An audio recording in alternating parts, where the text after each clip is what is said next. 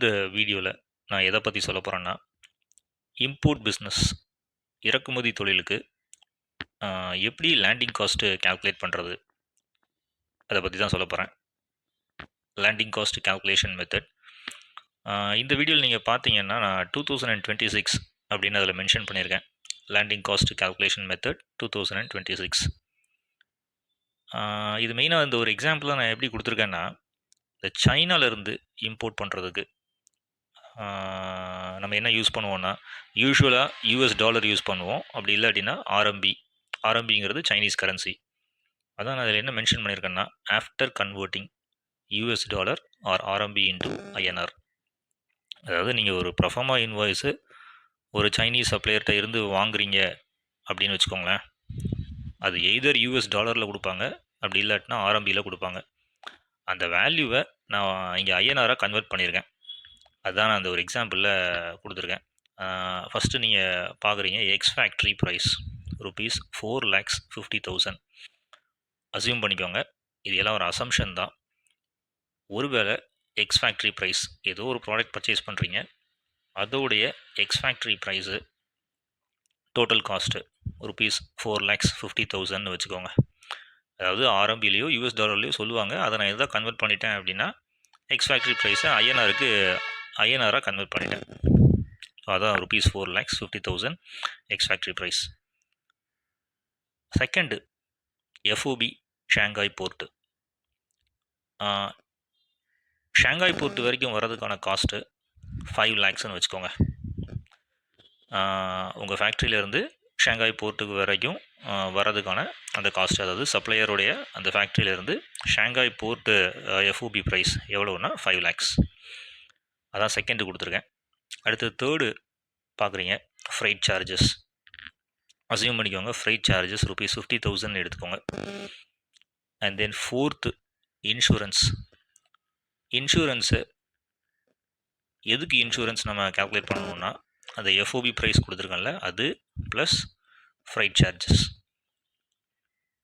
அந்த ரெண்டையும் நீங்கள் ஆட் பண்ணிட்டீங்கன்னா அதுக்கு 1.125% இன்சூரன்ஸாக இருந்தால், அந்த பர்சன்டேஜுக்கு இன்சூரன்ஸ் நம்ம எடுக்கிறோன்னா எவ்வளோ காஸ்ட்னா ₹5,625 இன்சூரன்ஸ் நம்ம ஆட் பண்ணுறோம்.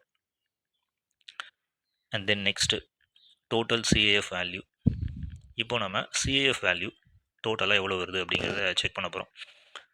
அது எப்படி நம்ம சிஏஎஃப் வேல்யூ ஃபைண்ட் அவுட் பண்ணுறது, அதான் நான் கீழே கொடுத்துருக்கேன். டோட்டல் சிஏஎஃப் வேல்யூக்கு கீழே ப்ராக்கெட்டில் கொடுத்துருக்கேன் product cost plus fried charges plus insurance. இது மூணையும் நீங்கள் ஆட் பண்ணிங்கன்னா உங்களுக்கு டோட்டல் சிஏஎஃப் வேல்யூ கிடச்சிரும். அப்போது டோட்டல் சிஏஎஃப் வேல்யூ எவ்வளோன்னா, இந்த எக்ஸாம்பிளில் ₹5,55,625 இதுதான் டோட்டல் சிஏஎஃப் வேல்யூ. அப்போது நம்ம CAF value total CAF value find out பண்ணியாச்சு. சிஏஎஃப் வேல்யூங்கிறது என்னது, சிஏஎஃப்ன்றது என்னது, நம்ம இந்தியன் போர்ட்டுக்கு வரைக்கும் ஆகக்கூடிய மொத்த செலவுகள். அந்த செலவு தான் இங்கே நம்ம 5,55,625 நம்ம கால்குலேட் பண்ணியிருக்கோம். அதுக்கு அடுத்தது கஸ்டம்ஸ் டியூட்டி. இப்போ இங்கே கஸ்டம்ஸ் கிளியரன்ஸ் நடக்கும். அதுக்கு கஸ்டம்ஸ் டியூட்டி, எப்படி அந்த கஸ்டம்ஸ் டியூட்டி ஸ்ட்ரக்சர் இருக்குது அப்படின்றத பாருங்கள். பேசிக் கஸ்டம்ஸ் டியூட்டி இது ஃபஸ்ட்டு. அதில் பேசிக் கஸ்டம்ஸ் டியூட்டியில் நான் ப்ராக்கெட்டில் போட்டிருக்கேன் 10%. ஒருவேளை உங்கள் ப்ராடக்ட்டுக்கு 10% கஸ்டம்ஸ் டியூட்டியாக இருந்தால் எவ்வளோ வரும் அப்படின்னா ₹55,563.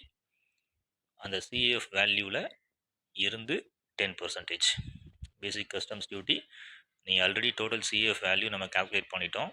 அந்த டோட்டல் சிஏஎஃப் வேல்யூவில் 10% வந்து பேசிக் கஸ்டம்ஸ் டியூட்டியாக இருந்தால் ₹55,563 அப்படின்ற அந்த ஒரு வேல்யூ கிடைக்கிது உங்களுக்கு.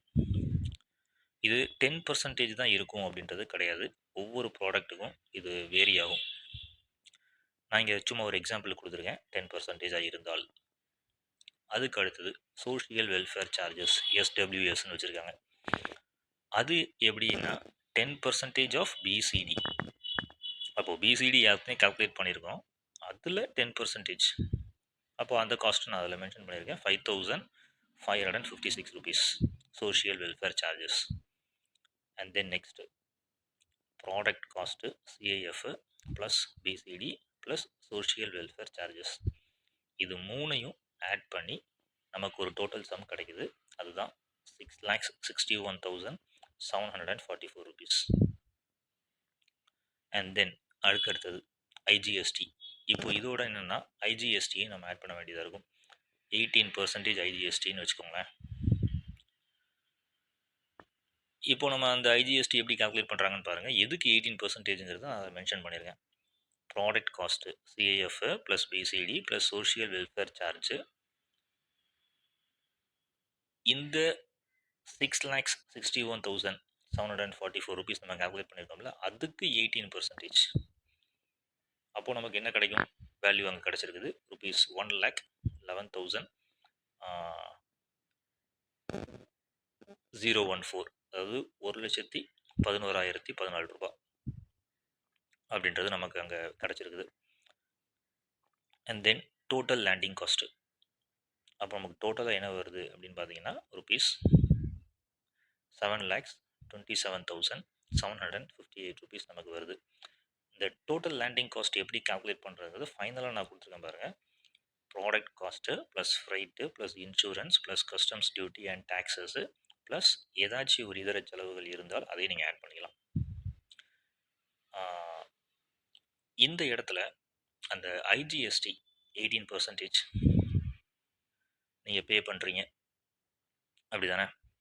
அது எவ்வளோன்னா இங்கே 1,11,014 rupees. அந்த இதை நீங்கள் என்ன பண்ணிக்கலாம்னா அந்த அமௌண்ட்டை நீங்கள் இன்புட் டேக்ஸ் கிரெடிட்டாக கிளைம் பண்ணிக்கலாம்.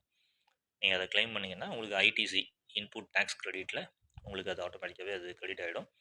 அந்த அமௌண்ட்டை நீங்கள் எதுக்கு யூஸ் பண்ணிக்கலாம்னா இங்கே லோக்கலில் அட்ஜஸ்ட் பண்ணுறதுக்கு. நீங்கள் ப்ராடக்ட் சேல்ஸ் பண்ணும்போது இங்கே ஜிஎஸ்டி நீங்கள் பே பண்ண தேவையில்லை. அதில் நீங்கள் என்ன பண்ணிக்கலாம், இந்த இன்புட் டேக்ஸ் கிரெடிட்டை யூஸ் பண்ணி நீங்கள் அட்ஜஸ்ட் பண்ணிக்கலாம். அப்போது அதை நீங்கள் ஆட் பண்ண தேவை கிடையாது நீங்கள் ப்ராடக்ட் சேல்ஸ் பண்ணும்போது. பட் டோட்டல் லேண்டிங் காஸ்ட்டு ஜிஎஸ்டியோட சேர்த்து ஆட் பண்ணும்போது இது தான் உங்களுக்கு காஸ்ட்டு rupees 7,27,758. நான் திரும்ப ஒரு தடவை ஸ்க்ரோல் பண்ணுறேன். மேலே பாருங்கள், லேண்டிங் காஸ்ட் கால்குலேஷன் மெத்தட் 2026ன்னு கொடுத்துருக்கேன். ஏன் 2026ன்னு கொடுத்துருக்கேன்னா இது எப்போனாலும் மாறுபடும். ஏன்னா கவர்மெண்ட்டில் கஸ்டம்ஸ் டியூட்டி ஸ்ட்ரக்சர்லாம் எப்படி மாற்றுறாங்க, கால்குலேஷன் எப்படி மாற்றுறாங்க நம்ம சொல்ல முடியாது. பட் சோஃபார் இந்த வீடியோ நான் க்ரியேட் பண்ணுற இந்த டேட்டில் இதுதான் ஒரு ப்ரொசீஜராக இருக்குது. அப்போது நீங்கள் ஒரு பொருளை இறக்குமதி பண்ணுறீங்க அப்படின்னா எப்படி கஸ்டம்ஸ் டியூட்டி ஸ்ட்ரக்சர் இருக்கும், எப்படி கால்குலேட் பண்ணுறாங்கங்கிறத நீங்கள் தெரிஞ்சுக்கணும். நிறைய பேர் இது தெரியாமல் அந்த எக்ஸ்ஃபேக்ட்ரி ப்ரைஸ் நான் மென்ஷன் பண்ணியிருக்கேன் பார்த்தீங்களா, ஒரு 4,50,000னா அவ்வளோதான் வரும் போல் இருக்குது அப்படின்னு நினச்சிட்டு இருக்கிறாங்க. ஆனால் பாருங்கள், 4,50,000 ரூபாவை ஃபைனலாக நம்ம லேண்டிங் காஸ்ட்டு கால்குலேட் பண்ணும்போது நமக்கு எவ்வளோ வருதுன்னு பாருங்கள். பொருளுடைய விலை அங்கே 4,50,000 தான் டோட்டலாக ஃபேக்ட்ரியோடைய விலை. ஆனால் இங்கே வரும்போது நம்ம அந்த எஃப்ஓபி ஷாங்காய் போட்டு அப்புறம் ஃப்ரைட் சார்ஜஸ் ஆட் பண்ணுறோம், அண்ட் தென் இன்சூரன்ஸ் ஆட் பண்ணியிருக்கோம், அப்புறம் டோட்டல் சிஎஃப் வேல்யூ கால்குலேட் பண்ணுறோம், and then customs duty add பண்ணுறோம். கஸ்டம்ஸ் டியூட்டி கால்குலேட் பண்ணி அதையும் ஆட் பண்ணும்போது நமக்கு ஃபைனலாக கிடைக்கிறது தான் என்னென்னா அந்த டோட்டல் லேண்டிங் காஸ்ட்டு. ஸோ அப்போ நீங்கள் இந்த ஸ்டெப்ஸ் எல்லாம் நீங்கள் கோ த்ரூ பண்ணுங்கள், உங்களுக்கு கிளியராக அண்டர்ஸ்டாண்ட் ஆகும். அப்போது இறக்குமதி தொழில் யாரெல்லாம் பண்ணணும்னு நினைக்கிறீங்களோ அவங்களுக்கு இந்த வீடியோ ரொம்ப ஹெல்ப்ஃபுல்லாக இருக்கும்னு நான் நினைக்கிறேன். டோட்டல் லேண்டிங் காஸ்ட்டு இப்படி தான் கால்குலேட் பண்ணணும். என்னுடைய அடுத்த வீடியோவில் நான் வேறு ஒரு நல்ல பதிவோட உங்களை வந்து சந்திக்கிறேன்.